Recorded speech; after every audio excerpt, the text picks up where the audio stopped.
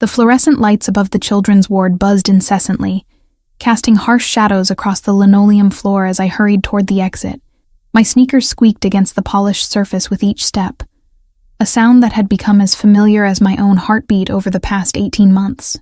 The smell of antiseptic and floor cleaner clung to my scrubs, but beneath it lingered something sweeter. The strawberry shampoo I'd used to wash Lucas's hair this morning before his chemotherapy session. 11 hours.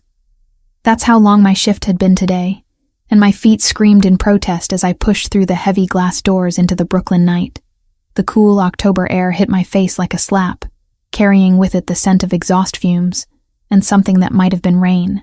I pulled my worn cardigan tighter around my shoulders, the fabric thin from too many washes, but still soft against my skin. The parking garage stretched before me, dimly lit and mostly empty at this hour. My Honda Civic sat in the same spot where I'd left it that morning, looking as tired as I felt. As I fumbled for my keys, my phone buzzed against my hip. A text message. My heart clenched as I recognized the number. One I'd been dreading to see. "Time's up, nurse. $43,000. Tonight. You know what happens if you don't pay." My hands trembled as I read the words again, each digit of that impossible sum burning itself into my retinas.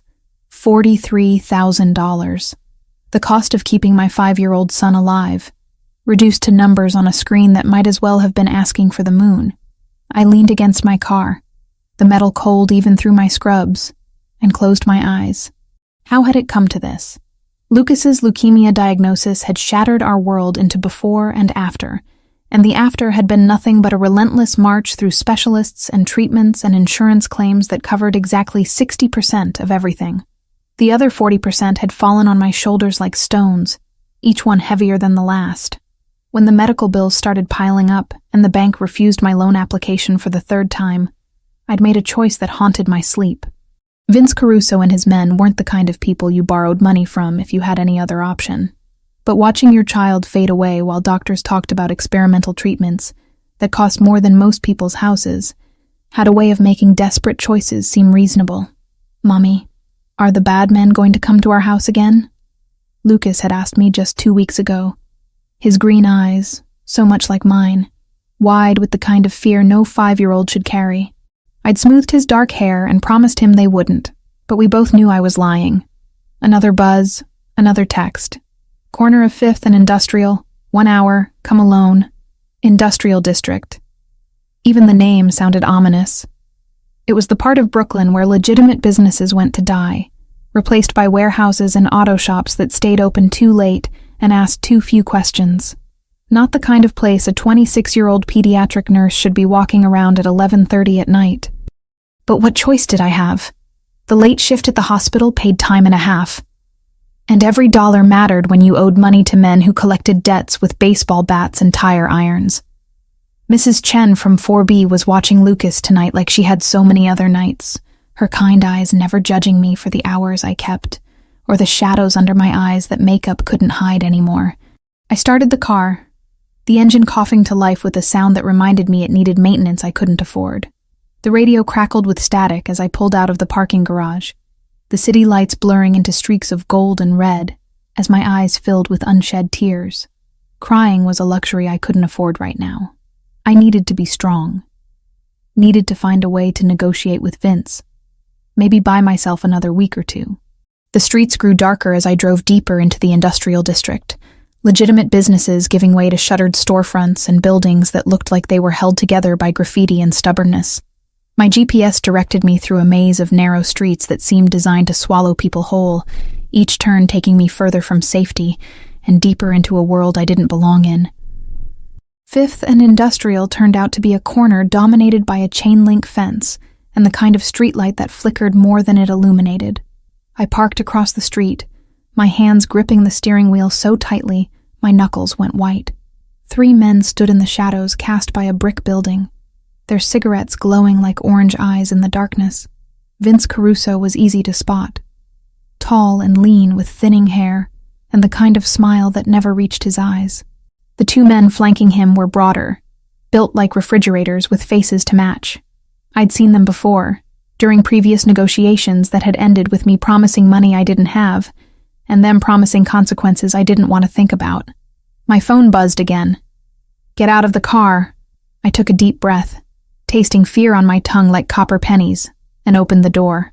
The street was quieter than a cemetery, the only sound the distant hum of traffic from the highway and the click of my footsteps on broken asphalt.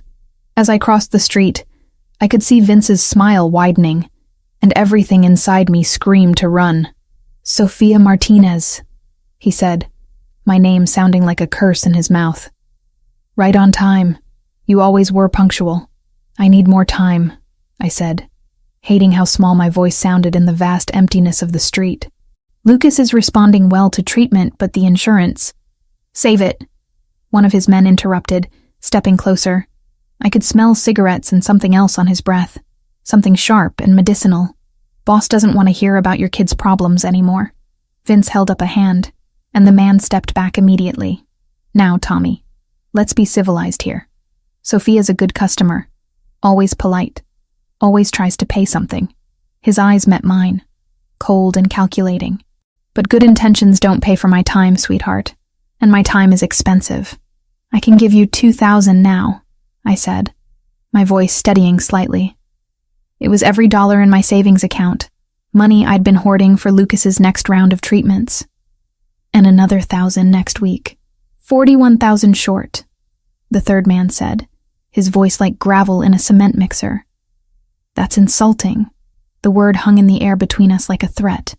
I watched as Vince's expression shifted, the practiced patience melting away to reveal something hungrier underneath, something that made my skin crawl and my heart hammer against my ribs.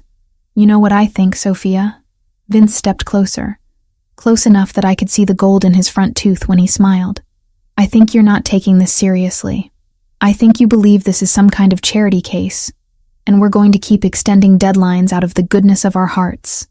"That's not—" I started, but he cut me off with a gesture.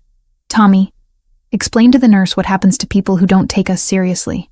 Tommy cracked his knuckles, the sound sharp as gunshots in the quiet street. "Well, boss, sometimes people have accidents, trip down some stairs, walk into doors, real clumsy-like.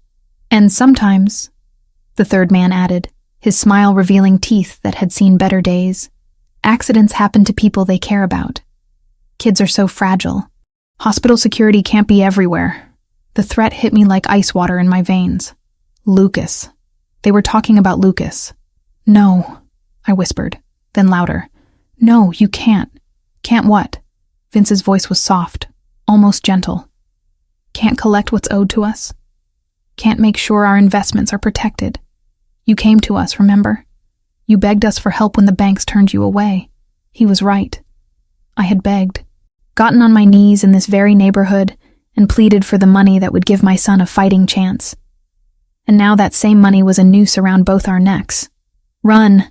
The word came from somewhere deep in my chest, some primal part of me that recognized predators when they circled. I turned and ran, my sneakers slapping against asphalt as Vince's laughter followed me into the darkness. Behind me, I could hear footsteps, heavy and unhurried. They knew these streets better than I did. They knew there was nowhere to go. I rounded a corner and slammed into something solid, a chest that felt like a brick wall. Strong hands gripped my shoulders, steadying me as I stumbled backward, my heart hammering so hard I could hear it in my ears. "Please," I gasped, looking up at the stranger who'd caught me. "Please. They're going to hurt my son." I woke to sunlight streaming through windows that were definitely not mine. The bed beneath me was softer than anything I'd ever slept on. The sheets Egyptian cotton with a thread count that probably cost more than my monthly rent. For a moment, I lay perfectly still, letting my eyes adjust to the unfamiliar surroundings, while my mind struggled to piece together how I'd gotten here. The events of the previous night came flooding back in fragments, running from Vince and his men, colliding with a stranger outside that warehouse, the way those three predators had simply vanished when he'd stepped into the light. Alessandro.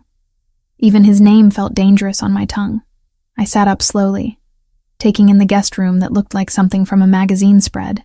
Cream walls adorned with what appeared to be original artwork, a sitting area with furniture that whispered of quiet wealth, and windows that overlooked manicured grounds that seemed to stretch forever. This wasn't just money, This was power. A soft knock interrupted my assessment. "Miss Martinez? Mr. Toretti would like to see you in his study." The woman who entered was middle-aged with silver-streaked hair pulled back in a perfect chignon. Her black dress was simple but elegant, and she carried herself with the authority of someone who ran this household with military precision. A housekeeper, but not the kind who cleaned toilets. This woman managed an empire. "I need to get home to my son," I said, swinging my legs over the side of the bed. "Mrs. Chen is watching him, but she'll be worried if I don't. Mr. Toretti has already arranged for your son to be cared for." She interrupted smoothly. "A nurse is with him now, someone from your hospital's pediatric ward.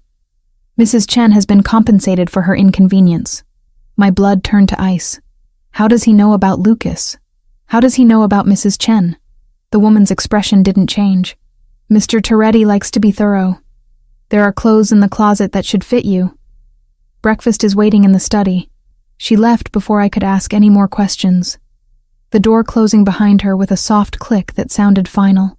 I stumbled to the window, pressing my palms against the glass as I stared out at gardens that belonged in Versailles. Where was I? How long had I been here?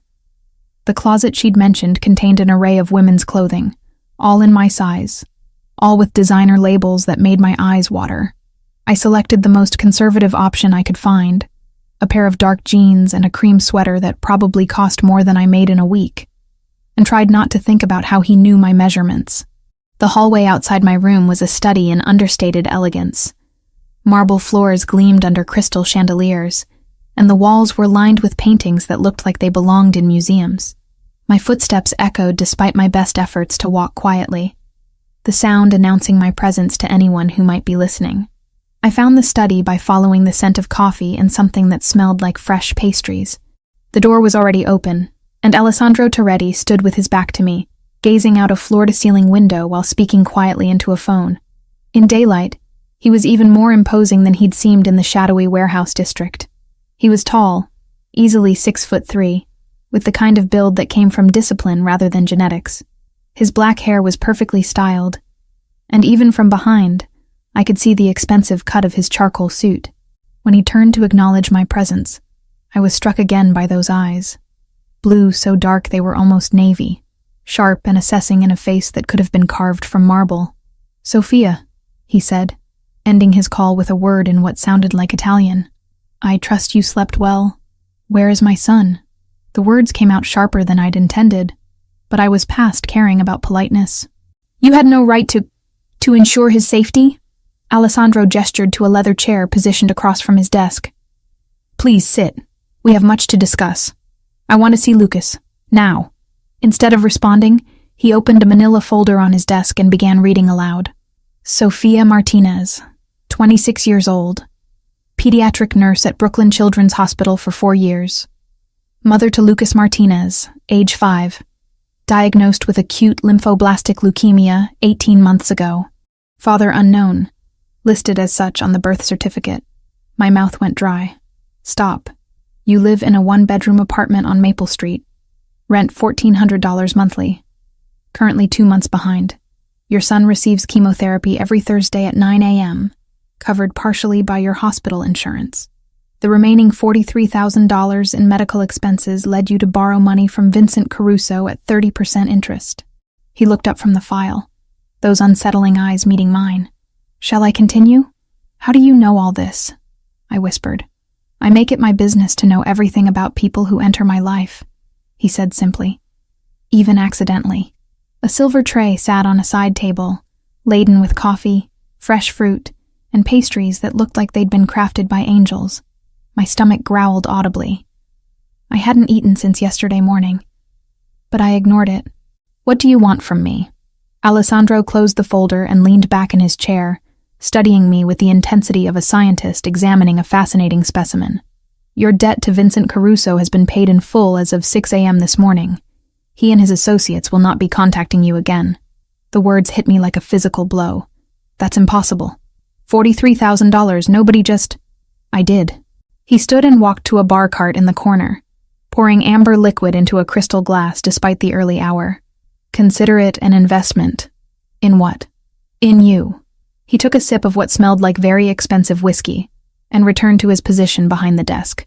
"I have need of someone with your particular skills, Miss Martinez. Medical training, discretion, and most importantly, no connections to my usual circle of associates." Understanding dawned like ice water in my veins. "You want me to be your personal nurse, for when your people get hurt and can't go to hospitals, among other things." His smile was slight but genuine. "You would be well compensated, of course. $50,000 per month plus full medical coverage for both you and Lucas.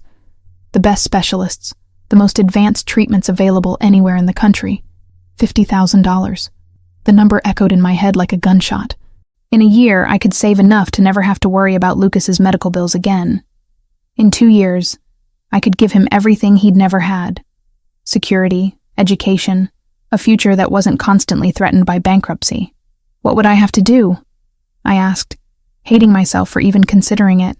Provide medical care when needed. Accompany me to certain social functions when appropriate. Live here, in this house, where you and Lucas would be completely safe. Live here? I looked around the opulent study, at the paintings worth more than most people's houses, at the man who commanded enough respect to make loan sharks disappear with a phone call. As what? Your employee? Your prisoner? As someone under my protection, he said quietly. The world I inhabit is dangerous, Sophia.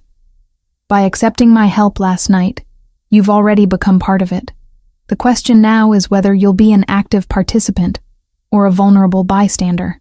I thought about Lucas, about the way he'd looked so small in his hospital bed yesterday morning, pale and thin, but still trying to smile for me.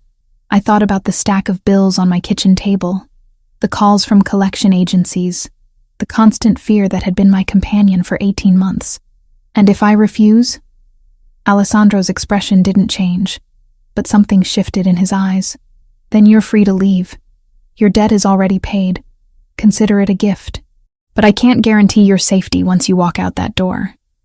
Vincent Caruso may have been dealt with, but word spreads quickly in certain circles. Others will see opportunity where I saw necessity. The threat was delivered with such casual elegance that it took me a moment to recognize it for what it was. This wasn't really a choice at all. It was an ultimatum wrapped in silk and tied with a golden ribbon. I need to think about it, I said finally. Of course. He walked to the door and opened it, signaling that our conversation was over. Take all the time you need. Your son is being well cared for, and you're welcome to call him whenever you'd like. Mrs. Romano will show you around the grounds. As I stood to leave, he spoke again, his voice softer. Sophia, the men who threatened your child last night will never trouble you again. That much I can promise you. I paused at the threshold, looking back at him. Why are you doing this? Really? For a long moment, he was silent. Then, quietly, because I understand what it means to fight for family. And because I recognize strength when I see it, even when it's wrapped in desperation. The door closed behind me with a soft click, leaving me alone in the hallway with the weight of an impossible decision and the growing certainty that my life had just changed forever. 3 days. That's how long I'd been living in Alessandro Toretti's mansion, and I still felt like an imposter every time I walked down those marble hallways. The guest suite had become my temporary prison, decorated in soft blues and creams that should have been soothing, but only reminded me that I was living in a gilded cage. I'd spoken to Lucas twice each day, always with Mrs. Romano standing discreetly nearby, always with the knowledge that my conversations were being monitored. He sounded good, better than he had in weeks. The private nurse Alessandro had arranged was apparently some kind of miracle worker, keeping Lucas engaged with educational games while managing his medication schedule with military precision. Mommy, when are you coming home? He'd asked during our morning call, his 5-year-old voice carrying that particular blend of confusion and loneliness that made my chest ache. Soon, sweetheart, I'd lied, staring out at gardens that probably cost more to maintain than my annual salary. Mommy's just taking care of some work things. Now, as evening painted the sky in shades of amber and rose, I found myself in the mansion's library, a room that belonged in an Ivy League university rather than someone's private home. Floor-to-ceiling shelves held thousands of volumes, many of them first editions that probably cost more than most people's cars.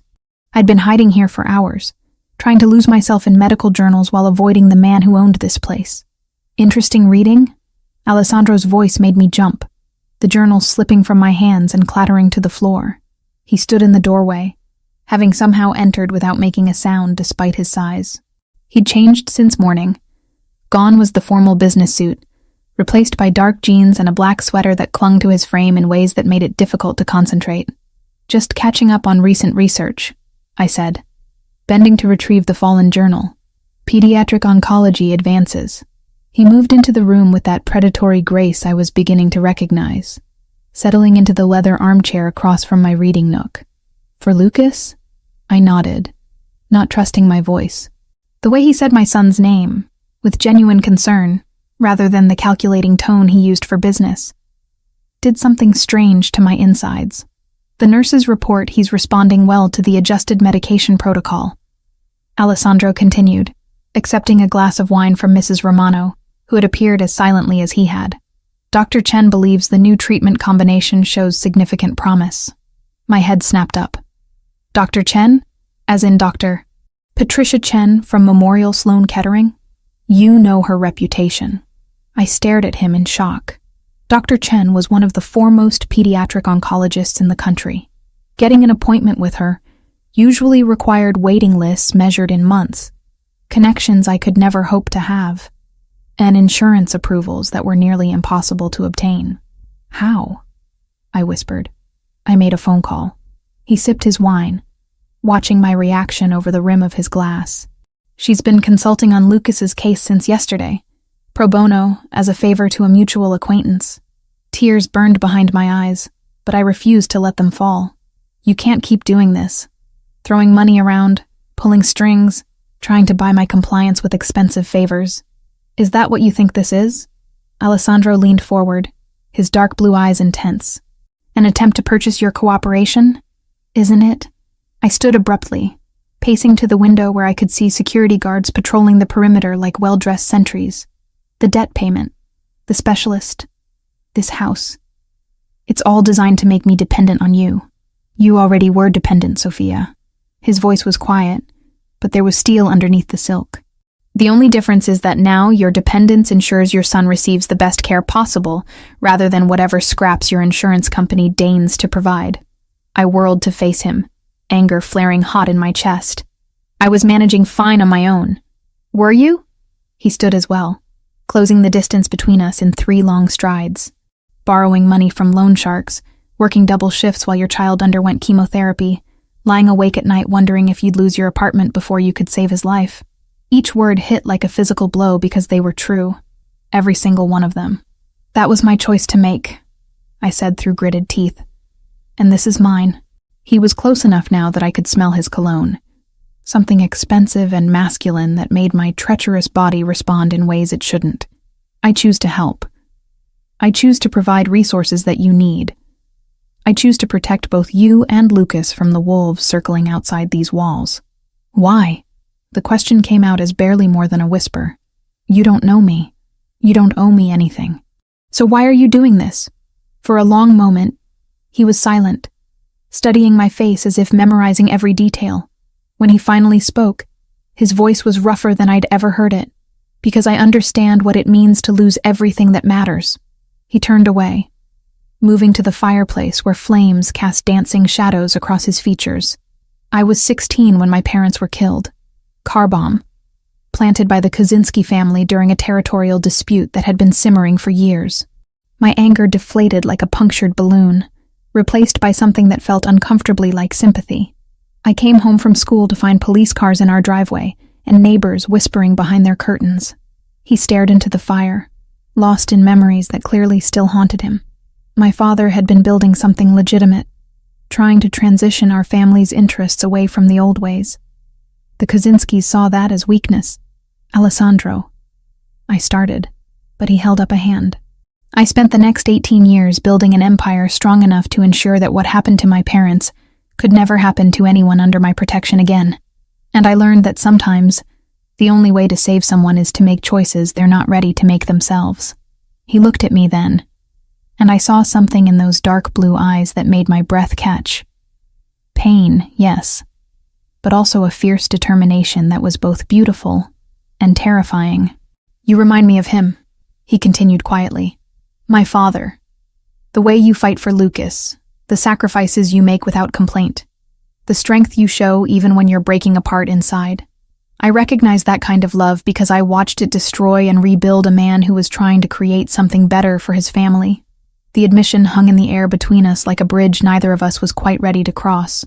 I should check on Lucas, I said finally, not trusting myself to respond to the vulnerability he'd just shown me. Of course. He moved to his desk, retrieving a small wrapped package. This came for you today. I took the package with trembling fingers, recognizing the childish scrawl of my son's handwriting on the brown paper. Inside was a drawing.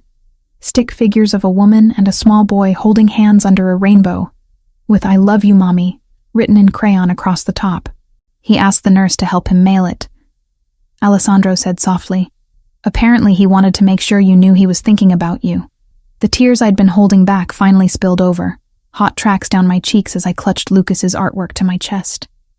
This man, this dangerous, powerful man who could end lives with a phone call, had ensured that a 5-year-old's gesture of love reached his mother when she needed it most. Thank you, I whispered. When I looked up, Alessandro was watching me with an expression I couldn't quite decipher, something intense and possessive, but also tender in a way that made my heart stutter. Sophia, he said, my name sounding like a prayer on his lips. There's something else we need to discuss. Before I could ask what he meant, Mrs. Romano appeared in the doorway, her usually composed expression tight with concern.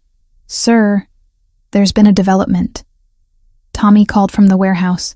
Someone's been asking questions about Miss Martinez and her son. The warmth that had been building between Alessandro and me vanished instantly, replaced by the cold professionalism I'd seen that first night. His entire demeanor shifted, the vulnerable man who'd shared his painful history disappearing behind a mask of controlled authority. What kind of questions? He asked, already moving toward the door.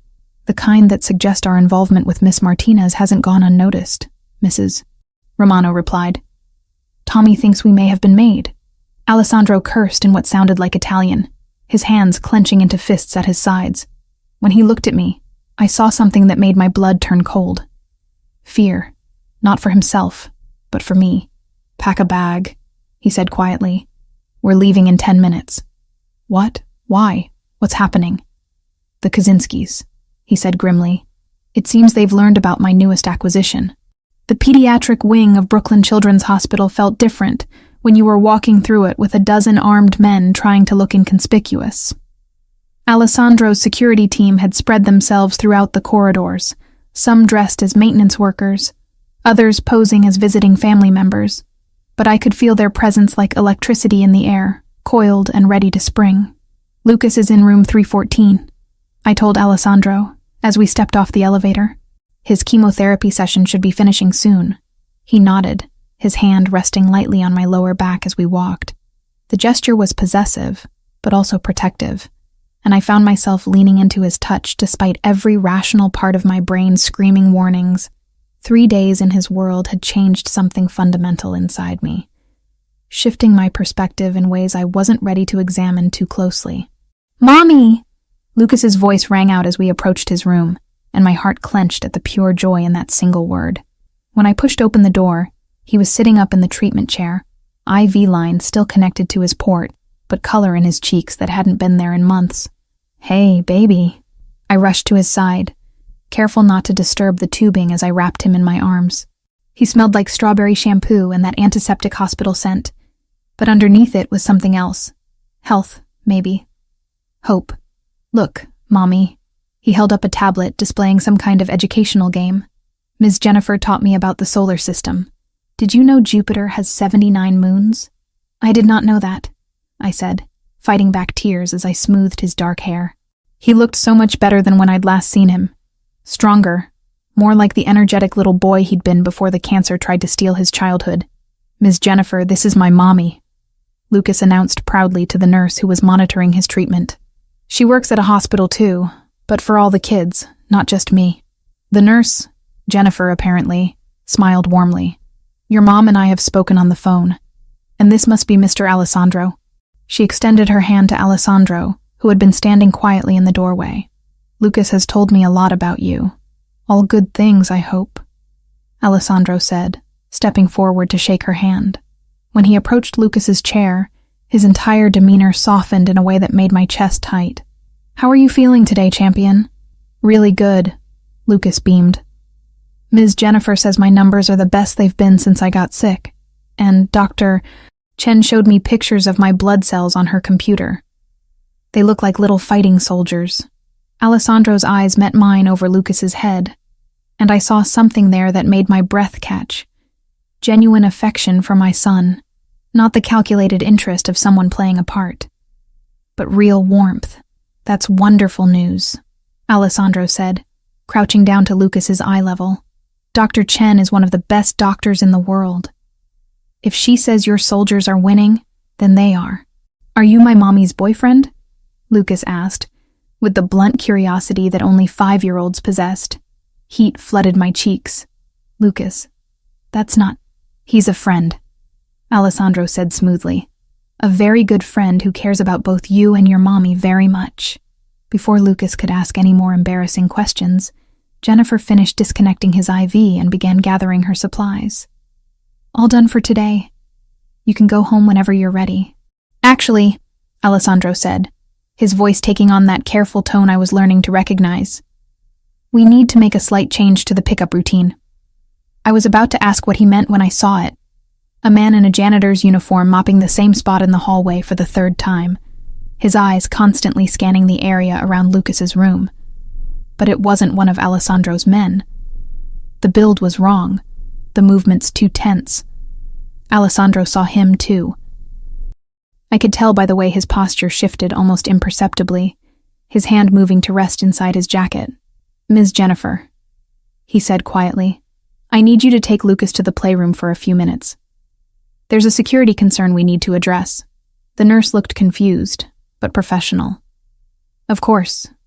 Come on, Lucas. Let's go see if they have any new puzzles. But I want to stay with Mommy, Lucas protested, picking up on the sudden tension in the room, even if he didn't understand it. I'll be right behind you, sweetheart, I promised, kissing his forehead. Go with Ms. Jennifer. I just need to talk to Alessandro for a minute. Once Lucas was out of earshot, Alessandro spoke into what I now realized was a nearly invisible earpiece. Floor 3 is compromised. I count at least 2 unknowns, possibly more. The response was immediate. I watched through the room's window as his security team began moving with practiced efficiency, converging on positions that would give them clear lines of sight and egress routes. Sophia, I need you to listen to me very carefully, Alessandro said, his voice calm but urgent. We're going to walk to the playroom together. Stay close to my left side. Keep your head down, and if I tell you to get down, you drop immediately. Understood? Fear crawled up my throat like ice water. Who are they? How did they find us? The Kaczynskis have people everywhere, he said grimly. Someone in my organization has been feeding them information. We'll deal with that later. Right now, we need to get you and Lucas out of here safely. We moved through the hospital corridors like we were walking through a minefield. Alessandro's team had formed a loose perimeter around us, but I could see other figures now. Men who were trying too hard to look casual, positioning themselves at strategic points throughout the building. The playroom was at the end of a long hallway lined with cheerful murals of cartoon animals. Lucas was sitting at a small table with Jennifer, working on a puzzle of the solar system he'd been learning about. He looked up when we entered, his face lighting up with that infectious smile that never failed to make my heart skip. Mommy, look, I found all the planets. That's wonderful, baby, I said, my voice steadier than I felt. But we need to go now, okay? Alessandro was speaking quietly into his earpiece again, coordinating something with his team. When he finished, he approached Lucas with that same gentle demeanor he'd shown before. Hey, champion, how would you like to go for a ride in a really cool car? Lucas's eyes widened. What kind of car? The kind with bulletproof windows and engines that go very, very fast. Before Lucas could respond, the lights in the playroom flickered and went out. Emergency lighting kicked in a second later, bathing everything in an eerie red glow that turned shadows into monsters. That's our cue, Alessandro said, scooping Lucas into his arms in one smooth motion. Ms. Jennifer, stay here until security gives you the all clear. The nurse nodded. though her eyes were wide with fear. We moved quickly through corridors that had been transformed by the red emergency lighting into something from a nightmare. Alessandro's men formed a tight formation around us, their weapons now openly displayed. The pretense of subtlety was over. "What's happening?" Lucas asked, his arms tight around Alessandro's neck. "Just a little adventure," Alessandro said calmly, though I could see the tension in his jaw. "Remember how we talked about superheroes? Well, sometimes they have to protect people from bad guys. Are you a superhero?" Lucas asked with the kind of odd whisper children reserve for discussing Santa Claus. "Something like that." We reached the hospital's loading dock, where a convoy of black SUVs waited with engines running. Alessandro's team had cleared the area, but I could see muzzle flashes from upper windows. Someone was shooting at someone, though the bulletproof glass made it impossible to tell who was winning. "Get in," Alessandro ordered, practically throwing me into the middle vehicle while still holding Lucas. "Vincent, we need to move now." The driver, Vincent apparently, nodded and gunned the engine before Alessandro had even closed the door. We accelerated out of the loading dock like we were fleeing the apocalypse, tires screaming against concrete as we merged into traffic. "Are the bad guys following us?" Lucas asked, his face pressed to the window as he watched the hospital disappear behind us. "Not anymore," Alessandro said with grim satisfaction, checking his phone. "My people made sure of that." I didn't want to know what that meant. As we drove through Queens toward whatever safe house Alessandro had prepared, he made a series of phone calls in rapid-fire Italian. When he finished, he looked at me with an expression that was equal parts apology and determination. "I'm sorry," he said quietly. "This is exactly what I was trying to prevent by bringing you to the mansion. But someone on my team has been feeding information to the Kaczynskis. Until I find out who, nowhere is completely safe." "What does that mean for us?" Alessandro's hand found mine, his fingers intertwining with mine in a gesture that felt natural despite everything. "It means we disappear for a while.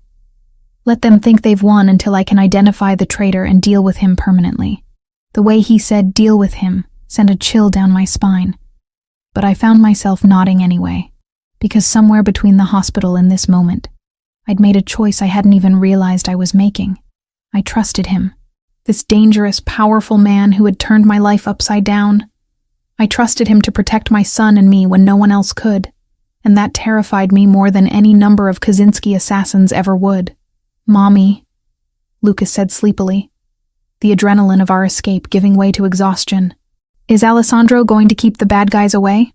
I looked at Alessandro, at the fierce determination in those dark blue eyes, at the way he held my son like Lucas was something precious that needed protecting. "Yes, sweetheart," I whispered. "I think he is." And as our convoy disappeared into the maze of Queens traffic, I realized I actually believed it. The safe house in Queens turned out to be a modest brick townhouse that looked like every other building on the block. Inside, however, it was fitted with enough technology to run a small military operation. Lucas had fallen asleep during the drive, and Alessandro carried him upstairs to what would be our temporary bedroom while I tried to process how completely my life had derailed. "He's exhausted," Alessandro said quietly when he returned to the living room where I was sitting on a couch that had seen better days. The nurse left his medication schedule. "I've arranged for a pediatric oncologist to make house calls until we can move to more permanent accommodations." "More permanent accommodations?" I repeated, the words feeling foreign on my tongue. "You mean we can't go home?" "Not until I identify the leak in my organization." He poured himself a drink from a bottle of whiskey that definitely didn't belong in a safe house. "Someone has been feeding the Kaczynskis information for months, possibly longer. Until I root out the traitor, you and Lucas remain targets." I rubbed my temples, feeling a headache building behind my eyes. This is insane. 2 weeks ago, my biggest worry was making rent. Now I'm living in a safe house because Russian mobsters want to use me as leverage against a man I barely know. "You know me better than most people ever have," Alessandro said, and there was something in his voice that made me look up sharply. "Do I? Because right now, I'm not sure I know anything at all." He set down his drink and moved to sit across from me, his dark blue eyes intense in the lamplight. "What would you like to know?" The question hung between us like a challenge. Where did I even begin? with the obvious, his criminal empire, the violence that surrounded him like a second skin, or with the more dangerous territory, why his touch made me feel safer than I had in years, why the thought of him being hurt made my chest tight with something that felt terrifyingly like more than gratitude. Why pediatric nursing? I asked instead. When you were investigating me, you must have discovered that I was 2 years into medical school when I got pregnant with Lucas. I could have been a doctor. Alessandro nodded. Johns Hopkins, pre-med with a focus on pediatric surgery. Your professors said you had extraordinary potential, but I chose Lucas instead. I tucked my feet under me, suddenly cold despite the warmth of the room. His father wanted me to handle the situation, said a baby would ruin both our careers. When I refused, he disappeared. Haven't heard from him since. His loss, Alessandro said quietly. And your son is lucky to have a mother who chose love over ambition. Some days I wonder if I made the right choice, I admitted, the words slipping out before I could stop them. If I'd become a doctor, maybe I could have afforded his treatment without having to borrow money from loan sharks. Maybe I could have given him a better life. You gave him the most important thing, a mother who would sacrifice everything for him. Alessandro leaned forward, his elbows resting on his knees. I never had that. My mother died when I was 8. Car accident on a rainy night. After that, it was just my father and me. And he was so consumed with building the family business that I raised myself more than he did. There was pain in his voice. Old and carefully controlled, but still raw enough to make my heart ache for the lonely little boy he'd been. Is that why you do this? I gestured vaguely around the safe house. The protection, the control, making sure everyone around you is safe? Partly. He was quiet for a long moment, staring into his glass. But mostly because I learned that the world is full of predators, and the only way to protect the people you care about is to be more dangerous than anything that might threaten them. The admission settled between us like a bridge I wasn't sure I was ready to cross, because hidden in those words was an implication that made my pulse quicken, that he cared about me, about Lucas, that we weren't just obligations or strategic assets, but people he genuinely wanted to protect. I need some air, I said abruptly, standing and heading for what I hoped was a back door. The small garden behind the townhouse was overgrown and neglected, but it offered the illusion of privacy and space I desperately needed. I sat on a wooden bench that wobbled under my weight and tried to make sense of the chaos my life had become. The back door opened behind me, and I knew without looking that Alessandro had followed. He moved to stand beside the bench, not sitting but close enough that I could smell his cologne, that expensive masculine scent that had become oddly comforting. In my line of work, he said quietly, emotional attachments are considered weaknesses, vulnerabilities that enemies can exploit. Then why risk it? I asked, not looking at him. Because some things are worth the risk. The simple statement made my breath catch. When I finally looked up, he was watching me with an expression that was equal parts hunger and tenderness. A combination that should have been impossible, but somehow worked on his sharp features. Alessandro. I started. But he shook his head. You don't have to say anything. I know the situation is complicated enough without adding personal feelings to the mix. And if the feelings are already there, the words slipped out before I could stop them, and I immediately wanted to take them back. His eyes darkened, and he sat down beside me on the bench, close enough that our thighs touched. Then we're both in more danger than I thought. Before I could respond, his phone buzzed with an incoming call. Alessandro glanced at the screen and cursed under his breath. I have to take this, he said, answering with a sharp, what? I couldn't hear the other side of the conversation, but I watched Alessandro's face go through a series of expressions. Surprise, anger, and finally something that looked like cold fury. Are you certain? He asked, his voice deadly quiet. How long has this been going on? Another pause. Then, bring him to the warehouse. I want to handle this personally. He ended the call and sat staring at his phone for a long moment before speaking. They found the leak, he said finally. Who was it? Alessandro's jaw tightened. Tommy Marconi, my lieutenant for 10 years.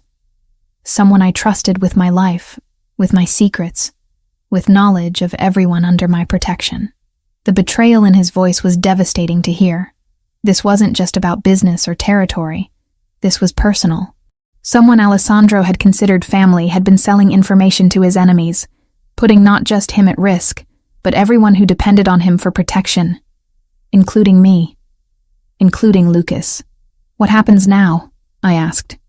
Now, Tommy pays for his betrayal.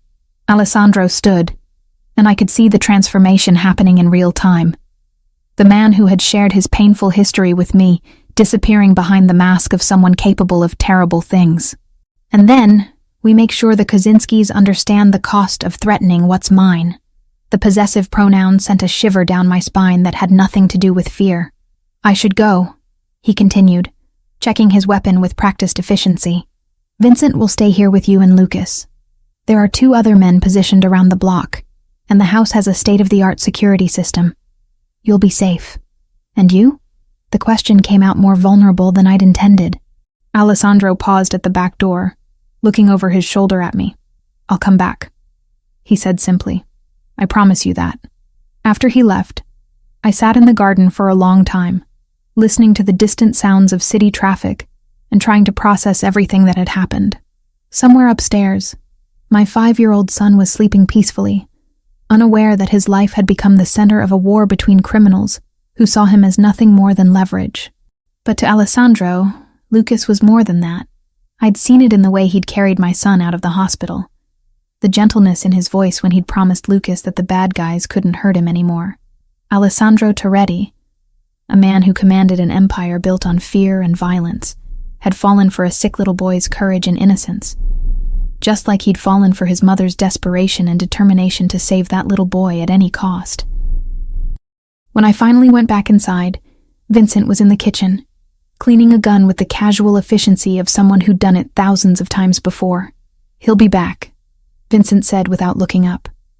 Mr. Toretti doesn't make promises he can't keep. How can you be so sure?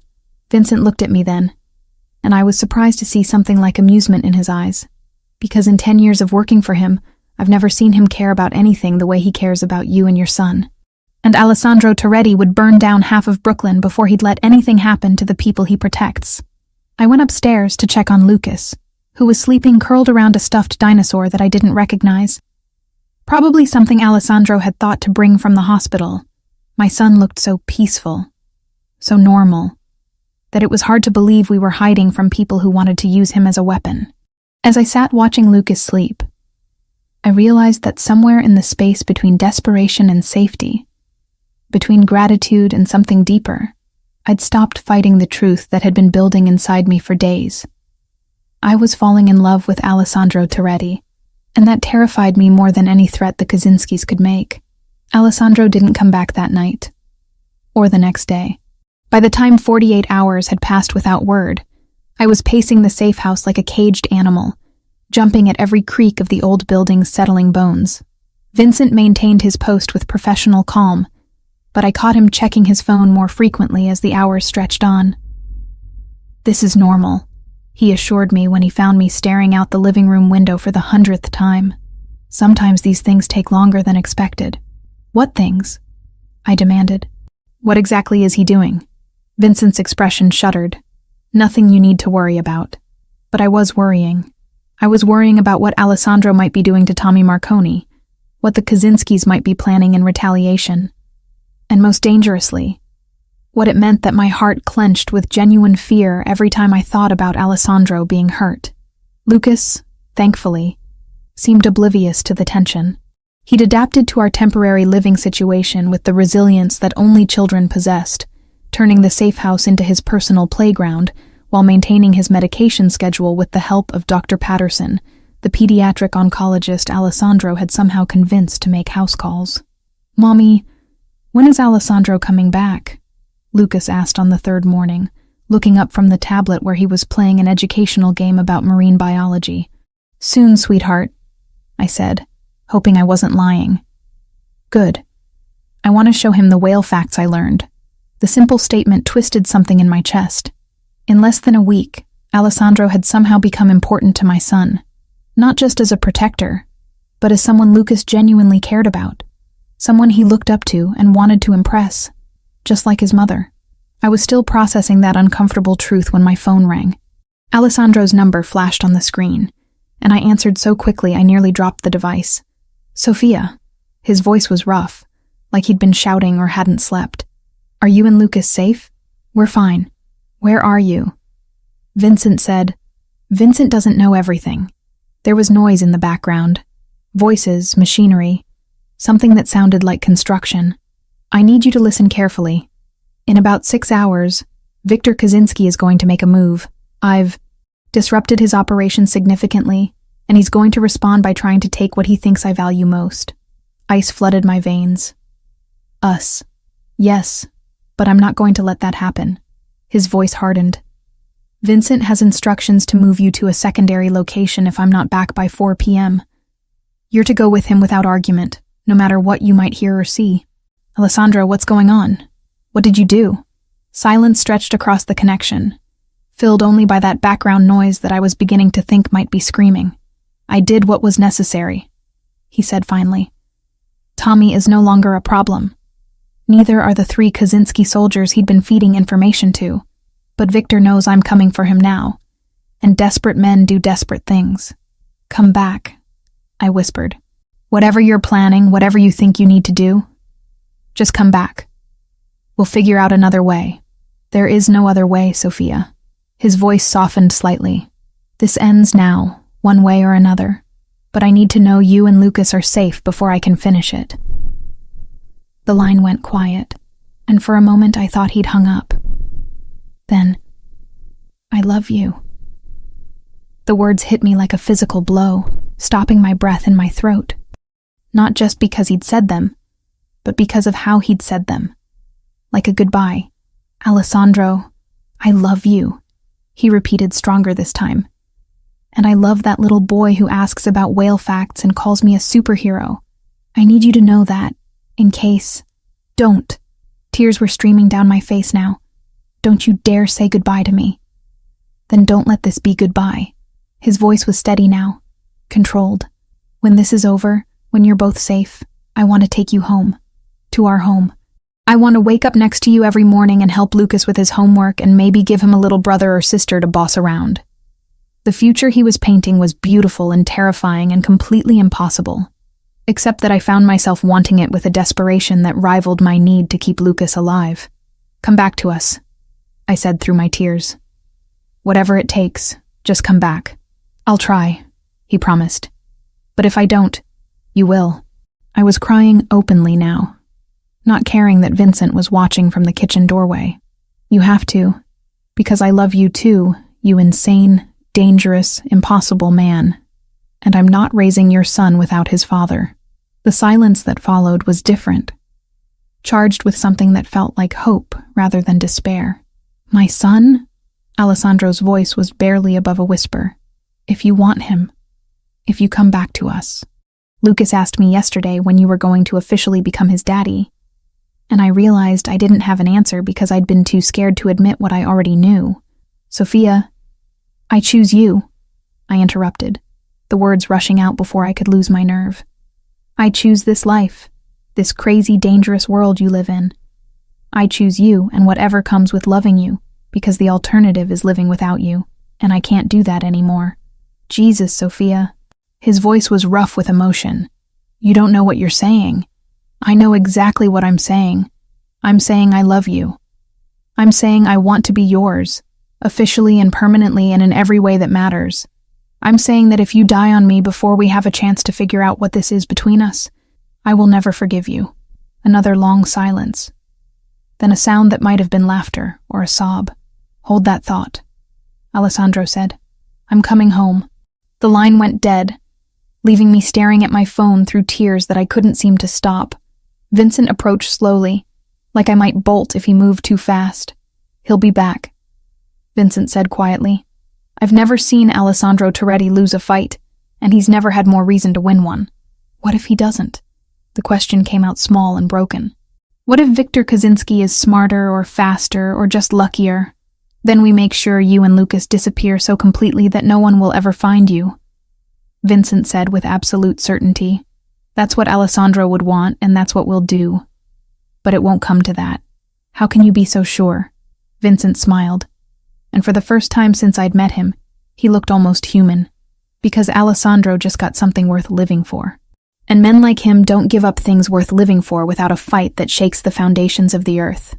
Over the next few hours, I tried to keep myself busy by helping Lucas with his studies and reviewing his medical charts with Dr. Patterson, but my mind kept drifting to Alessandro, to the future he'd painted for us, to the impossible choice I'd made to embrace a life I'd never imagined wanting. At 3:30, Vincent's phone rang. He answered with his usual terse, "Yeah," but his expression changed as he listened. When he hung up, he looked at me with something that might have been relief. "Boss is 20 minutes out," he said. "He wants me to tell you that Victor Kaczynski is no longer a problem." "What does that mean?" "It means," a familiar voice said from the front door, "that no one will ever threaten my family again." I turned to see Alessandro standing in the doorway, and my heart stopped. He was alive, whole, and looking at me like I was the most precious thing in the world. His suit was torn and stained with something I didn't want to identify. There was a cut above his left eyebrow, and his knuckles were scraped raw. But he was here. He was home. "Alessandro!" Lucas launched himself across the room, and Alessandro caught him in an embrace that made my chest tight with emotion. "Hey there, champion. Did you take care of your mom while I was gone?" "I did, and I learned about blue whales. Did you know they're the biggest animals that ever lived?"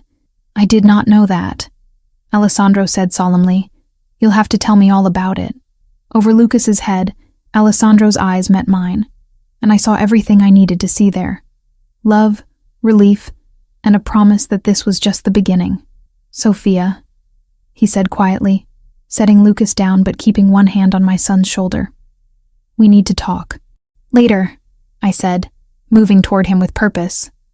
"Right now, I just need to do this." I kissed him in front of Vincent and Dr. Patterson and my 5-year-old son, and I didn't care who was watching. Alessandro's arms came around me immediately, holding me against him like he was afraid I might disappear. "I kept my promise," he whispered against my lips. "I knew you would," I whispered back. "Now keep the rest of them." I should have known it wasn't over. In the world Alessandro inhabited, nothing was ever truly finished until every threat was buried 6 feet under. That lesson came crashing down on us 3 days after Victor Kaczynski's death, when Dr. Patterson failed to show up for Lucas's scheduled appointment. "He's never late," I told Alessandro, pacing the living room of our safe house while checking my phone for the 3rd time in 5 minutes. "Never. Something's wrong." Alessandro was already on his phone, speaking rapid Italian to what sounded like multiple people. When he finished his calls, his expression was grimmer than I'd seen since the hospital incident. "Dr. Patterson was taken from his apartment this morning," he said quietly. "Professional job. No signs of struggle, no witnesses. Security cameras mysteriously malfunctioned. Taken by who?" But even as I asked, I knew the answer. Victor had a brother, Dmitry Kaczynski. He's been operating out of Boston for the past decade, but apparently family loyalty runs deeper than territorial boundaries. My blood turned to ice. "He has Lucas's doctor." "It's more than that, Sophia." Alessandro moved to the window, checking something in the street below. "Dmitry doesn't just want revenge for his brother. He wants to send a message to every other family that crossing the Kaczynskis has consequences. Taking Dr. Patterson was just the opening move." As if summoned by his words, my phone buzzed with an incoming text from an unknown number. The message was simple and terrifying. "Pier 47, come alone. Bring the boy. You have 2 hours." Alessandro's phone buzzed simultaneously with what was clearly the same message. His jaw tightened as he read it, and when he looked at me, I saw something in his eyes that made my chest clench with fear.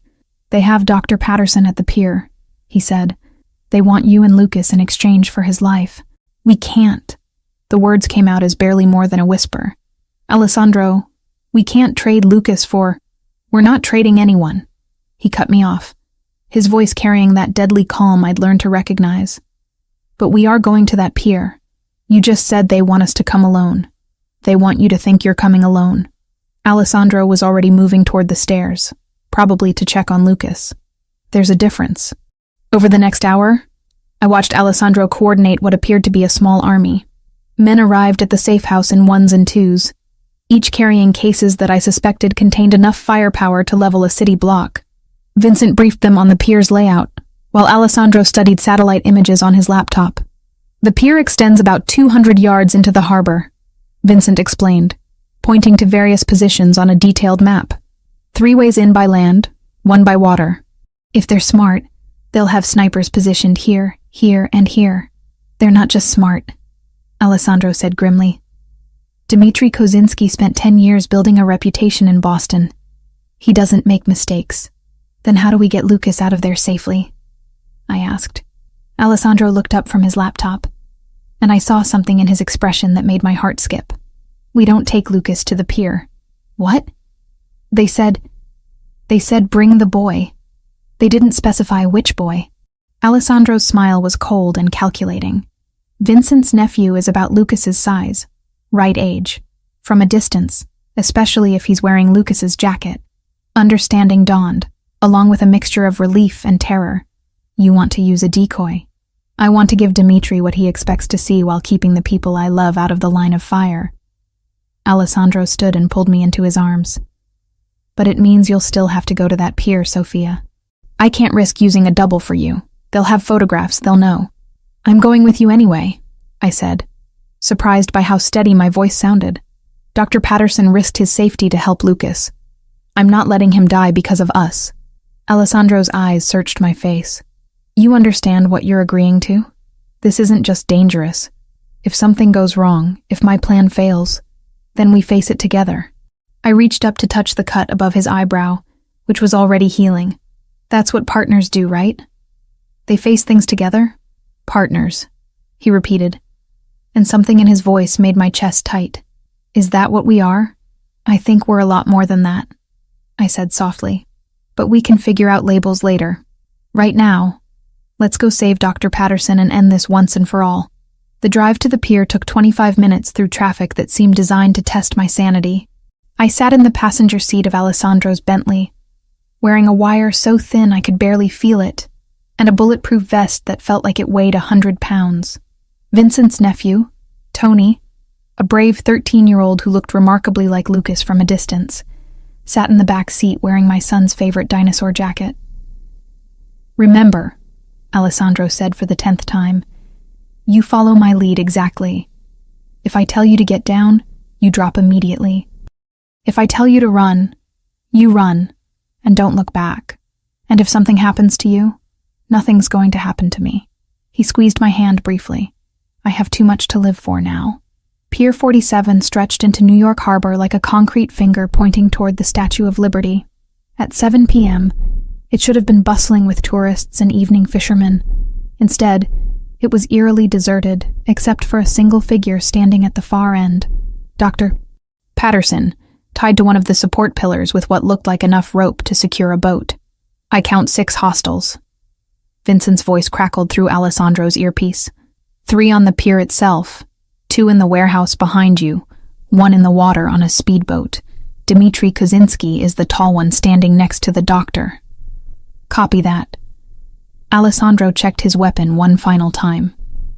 Remember, nobody moves until I give the signal. I want Dmitry alive long enough to tell me who else was involved in this operation. We walked onto the pier hand in hand, Tony trailing slightly behind us with his hood up and his head down. To anyone watching from a distance, we looked exactly like what Dmitry expected. A desperate mother and her protector bringing a sick child to trade for a doctor's life. Stop there! A voice called out when we were about 50 yards from the end of the pier. Dmitry Kozinski stepped into view, and I was struck by how much he resembled his dead brother. Tall, pale, with the kind of cold eyes that suggested he'd never met a problem he couldn't solve with violence. You have something that belongs to me, Alessandro called back. And you killed something that belonged to me, Dmitry replied. I think that makes us even. But family honor demands satisfaction. Let Dr. Patterson go. This is between you and me. Dmitry laughed, the sound carrying across the water like breaking glass. You think this is about you? This is about respect. About showing every family from here to Moscow what happens when you cross the Kozinskis. Your brother threatened my family, Alessandro said, his voice carrying easily across the distance. He died because he forgot that some things are worth more than territory or respect. Family is worth more than anything, Dmitri agreed. Which is why you're going to watch yours die before I put a bullet in your head. That's when everything went wrong. The speedboat in the water opened fire first, automatic weapons chattering as bullets chewed up the concrete around our feet. Alessandro threw himself over me, driving us both to the deck as his men responded from their concealed positions. The pier erupted into chaos, muzzle flashes strobing in the growing darkness, the sharp crack of sniper rifles, shouts in multiple languages. "Stay down!" Alessandro shouted over the gunfire, but I was already moving. Dr. Patterson was still tied to that pillar, and Dmitri was using him as a human shield while returning fire with a pistol that looked like it could stop a tank. "The doctor!" I yelled, pointing toward the end of the pier.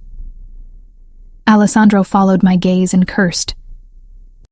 "Vincent, I need suppressive fire on the boat." The speedboat exploded in a ball of orange flame as someone, presumably Vincent, put a rocket into its engine. But Dmitri was still alive, still using Dr. Patterson as cover, and still very much a threat. "Tony, get behind that crate and stay there," Alessandro ordered, then looked at me with eyes that blazed with determination. "I'm going to end this. Whatever happens, don't follow me." Before I could stop him, he was running toward the end of the pier in a crouch, using overturned benches and trash cans for cover. Dmitri saw him coming and adjusted his position, putting Dr. Patterson between himself and Alessandro's approach. That's when I made a decision that probably saved all our lives. I stood up. "Dmitri!" I shouted, stepping into the open where every remaining Kaczynski gunman could see me. "Let Dr. Patterson go and take me instead." "Sophia, get down!" Alessandro's voice was raw with panic.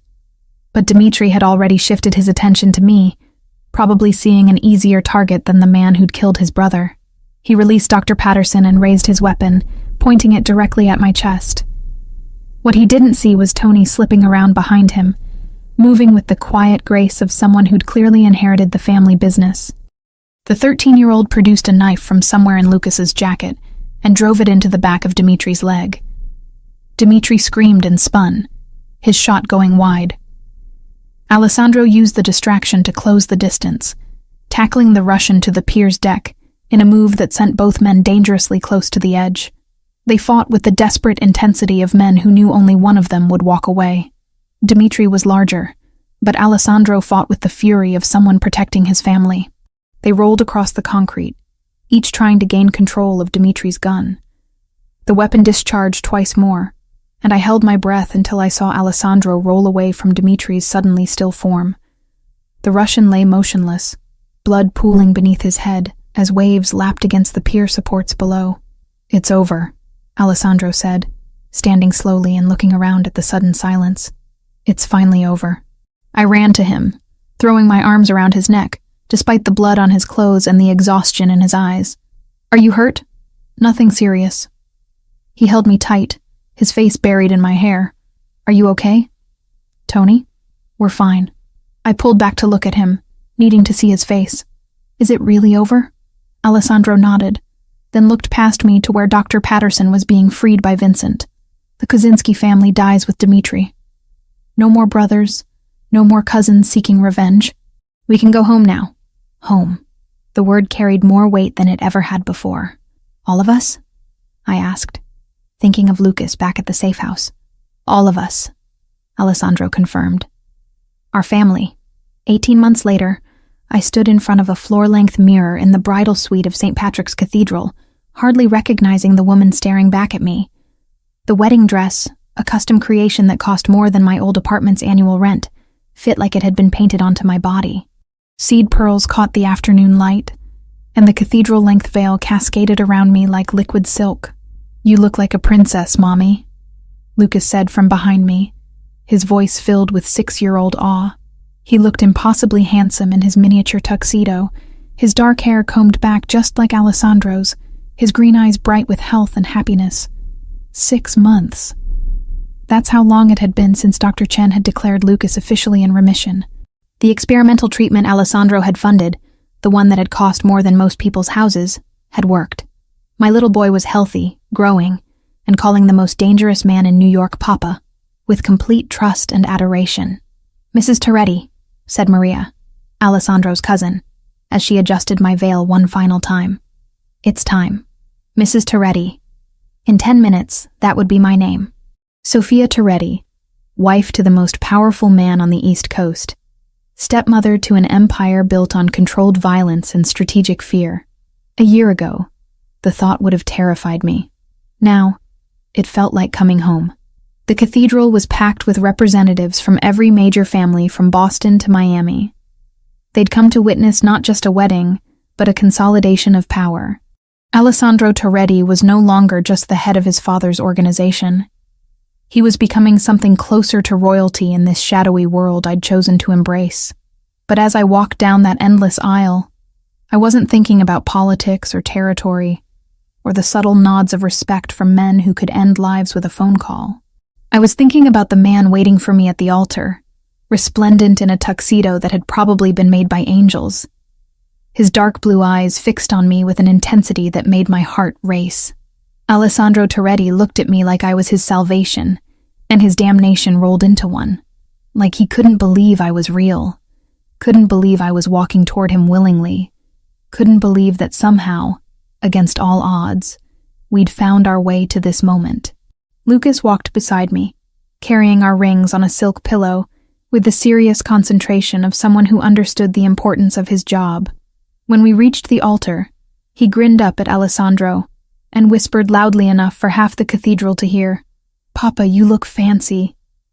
Alessandro's laugh was rich and genuine as he crouched down to Lucas's level. "So do you, champion. Are you ready to make this official? Are you going to be my real daddy now?" Lucas asked, his voice carrying that perfect childhood innocence. "I've been your real daddy since the day I met you," Alessandro said quietly.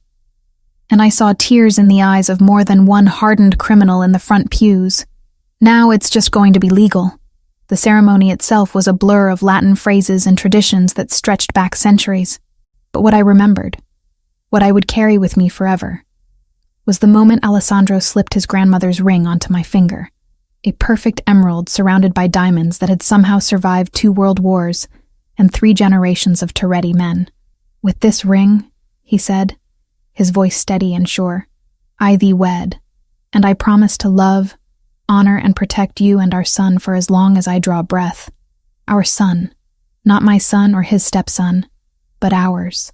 The words settled into my chest like a homecoming.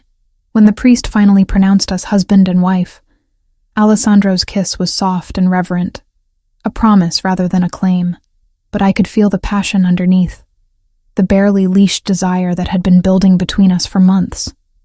Tonight, we would finally be truly together in every way that mattered.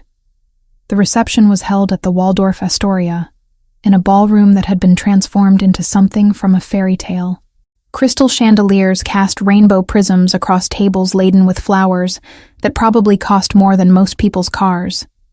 The guest list read like a who's who of organized crime, but tonight they were just family and friends celebrating love. "So," said Vincent during the father-son dance, a tradition Alessandro had insisted on including for Lucas. "How does it feel to be the Queen of New York?" I watched my husband spinning our son around the dance floor, both of them laughing at something only they could hear, and felt something warm and perfect settle in my chest. "Like the luckiest woman alive," I said honestly. Later, during our first dance as husband and wife, Alessandro held me close and whispered in my ear, "Any regrets?" I looked around the ballroom at the faces watching us. Some friendly, some calculating, all respectful. These people now looked to me as their Don's wife, their first lady. I would help run charities that served as fronts for money laundering. I would host dinners where territorial agreements were negotiated over wine that cost more than cars. I would raise my son in a world where violence was always just under the surface, where bodyguards would be as much a part of his childhood as birthday parties and soccer games. "None," I said, surprising myself with how true it was. "You? Only that it took us so long to get here," Alessandro murmured against my hair. 3 years later, I sat in the boardroom of the Toretti Foundation, a legitimate charity organization that provided medical care to underprivileged children throughout the city. My charity, my vision made real with Alessandro's resources and connections. The new pediatric wing at Mount Sinai is officially open, reported Dr. Chen, who now served as our medical director. We've already treated 47 children this month alone, including 12 pro bono cases. What about the research grant applications? I asked, reviewing the quarterly reports spread across the conference table.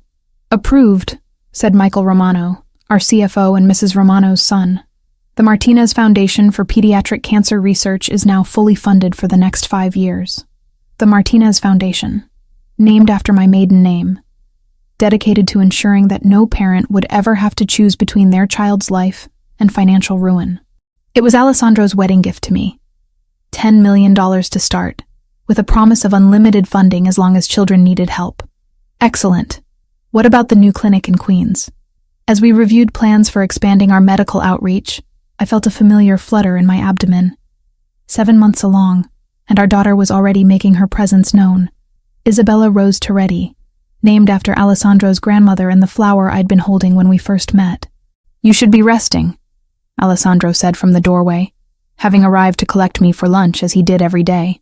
Dr. Patterson said light activity is fine, I interrupted, standing carefully and accepting Alessandro's steadying hand. Besides, someone has to keep track of all the good we're doing with your ill-gotten gains. Legitimately invested gains, Alessandro corrected with a smile that had become even more devastating over the years. Some of us have gone respectable, Mrs. Toretti. It was true, mostly.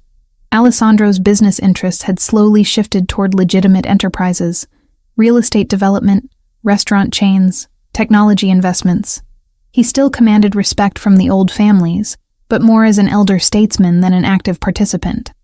The transition hadn't been easy, but having a family to protect had motivated changes that years of law enforcement pressure never could. Mama, Papa! Lucas burst through the boardroom doors with the enthusiasm of a healthy 9-year-old. He'd grown tall and strong, his cancer now nothing more than a distant memory and regular checkups. Mrs. Patterson says dinner's ready. Mrs. Patterson, Dr. Patterson's wife, had become our housekeeper after we'd moved to the new house in the Hamptons.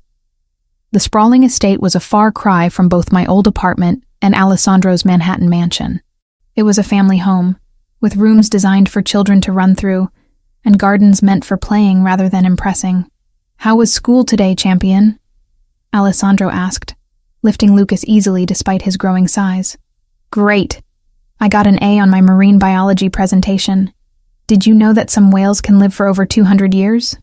I did not know that, Alessandro said with the same patient attention he'd shown to Lucas's facts since that first day in the hospital. You'll have to tell me all about it over dinner. As we drove home through the Long Island countryside, Lucas chattering about his day while Alessandro listened with the focused attention he usually reserved for business meetings, I reflected on the journey that had brought us here. From that desperate night in the industrial district to this moment of perfect domestic happiness, it seemed impossible that it was the same life. What are you thinking about? Alessandro asked, noticing my contemplative silence. Just all of this. I gestured vaguely at our luxury SUV, at the security detail following at a discreet distance, at the life we'd built together. Sometimes I can hardly believe it's real. It's real, Alessandro assured me, his hand finding mine across the center console. And it's ours. All of it. The good, the complicated, the beautiful. Ours. That night, after Lucas was tucked into bed with a new book about ocean life, Alessandro and I sat on our terrace overlooking the gardens where our son played every day. The sun was setting over the sound, painting the sky in shades of gold and crimson that would have made me cry if I weren't already so perfectly happy. Any regrets? Alessandro asked, echoing the question from our wedding night. I placed his hand on my rounded belly, where our daughter was performing what felt like acrobatics. Only that we can't go back and tell that desperate, terrified woman in Brooklyn that everything was going to work out better than she ever dared to dream. She wouldn't have believed us, Alessandro said with a smile. No, I agreed, laughing. She definitely wouldn't have. In the distance, Lucas's laughter carried on the evening breeze as he played with the neighbor's dog in our perfectly manicured garden. Security guards patrolled the perimeter with weapons hidden beneath expensive suits. My husband's empire continued to generate wealth through increasingly legitimate means. Our daughter kicked enthusiastically against my ribs, impatient to join the strange, wonderful family we'd created. I was Sophia Toretti, wife to New York's most powerful man, mother to children who would grow up knowing they were protected by forces they'd never have to understand. I commanded respect from people who had once seen me as nothing more than a desperate single mother begging for scraps. And I had never been happier in my life.